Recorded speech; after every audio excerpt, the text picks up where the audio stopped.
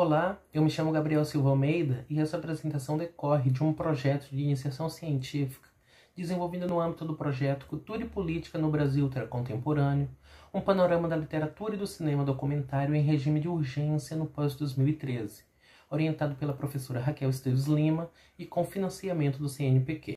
A série Diário da Catástrofe Brasileira é um trabalho ainda em desenvolvimento, constantemente atualizado, sendo primeiramente disponibilizado em versão Kindle, e posteriormente editado e publicado em versão física, com conclusão prevista para 2022, ano em que deve se encerrar o mandato do atual presidente da República Brasileira.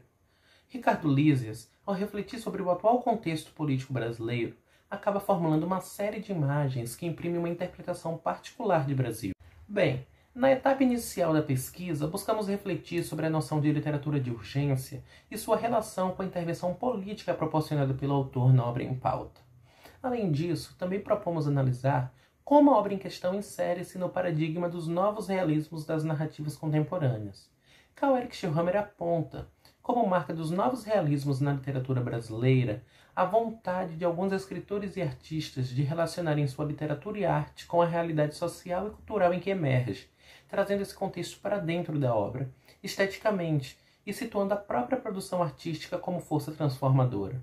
Essa tese em muito se relaciona com a noção de literatura defendida pelo escritor, uma vez que ele observa que a literatura faz parte da realidade, intervindo nela, o que sempre a colocaria nesse lugar de conflito.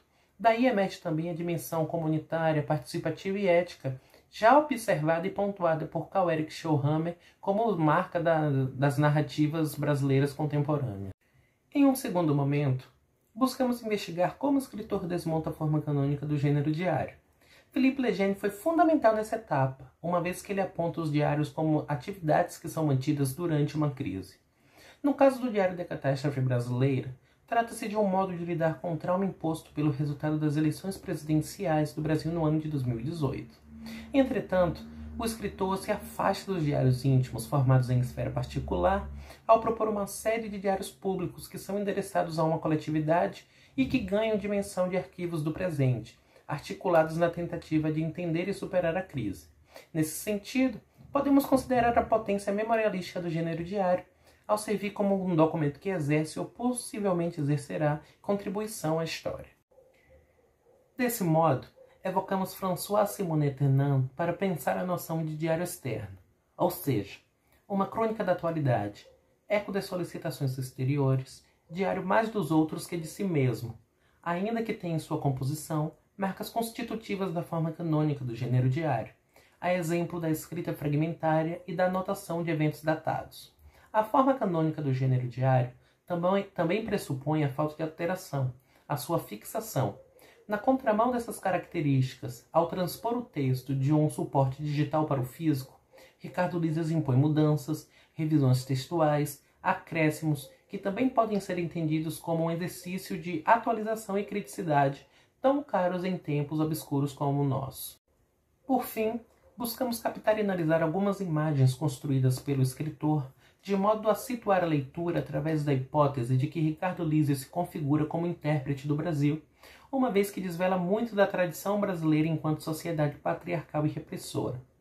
Uma das figuras analisadas foi a figura do herói e sua repercussão no imaginário nacional.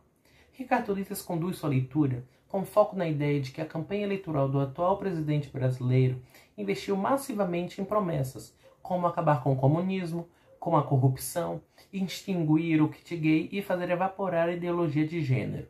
E é por isso que o escritor afirma que o atual presidente da República e seus apoiadores estruturam o campo político como narrativas baseadas em gibis e HQs, já que o herói precisa de um inimigo a ser combatido, precisa enfrentar o mal encarnado na figura do outro. Daí surge um outro ponto, o corpo masculino, que além de exaltado pela extrema-direita, também expõe a política como uma narrativa familiar. Uma outra questão observada foi o moralismo, que quase sempre é travestido de defesa da vida infantil. Ricardo Lísias destina um capítulo do segundo volume de seu diário para o tratamento dessa questão.